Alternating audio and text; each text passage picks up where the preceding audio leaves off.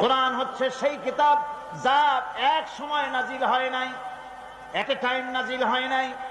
কোরআন শরীফ নাজিল হয়েছে ধীরে ধীরে, আস্তে আস্তে করে 23 বছর 5 মাস ধরে ধীরে ধীরে কোরআন নাজিল হয়েছে। আর আন্দোলনের, ইসলাম হচ্ছে একটি আন্দোলনের নাম। ইসলাম কিসের নাম বলেন? ইসলাম হচ্ছে আন্দোলনের নাম, ইসলাম একটি বিপ্লবের নাম, ইসলাম একটা শরিয়তের নাম, ইসলাম একটা মুকাম্মাল নিজামে হায়াতের নাম। এই ইসলামী মুকাম্মাল নিজামে হায়াতের জন্য যখন যা দরকার, ধীরে ধীরে আল্লাহ রাব্বুল আলামিন এ কোরআন নাজিল করেছেন। হুজুর মুখস্থ করেছেন, মুখস্থ করতে গিয়া বারবার তিনি জিহ্বা নাড়াচ্ছিলেন, দ্রুত করতেছিলেন, যাতে করে একটা আয়াত, একটা জের জবর যাতে বাদ না পড়ে যায়।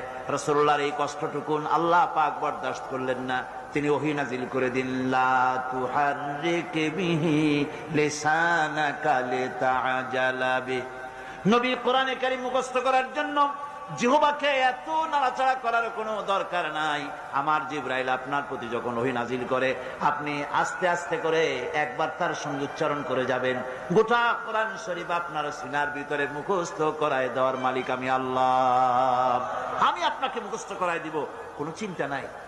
যে যুগে টেপ রেকর্ডার ছিল না, রাসূলুল্লাহর যুগে টেপ রেকর্ডার ছিল, প্রেস ছিল, কম্পিউটার ছিল, কিছুই ছিল না। ছাপাখানা নাই, প্রেস নাই, কম্পিউটার নাই, তারপরে টেপ রেকর্ডার নাই। সেই যুগের নাজিল করা কোরআন আজ পর্যন্ত আল্লাহ পাক হেফাজত করে রেখেছেন। কারণ এটা বিশেষ কোন যুগের জন্য আসে নাই, বিশেষ কোন জাতির জন্য আসে নাই, এসেছে পৃথিবীর সমস্ত মানুষের জন্য। কোরআন হচ্ছে সকল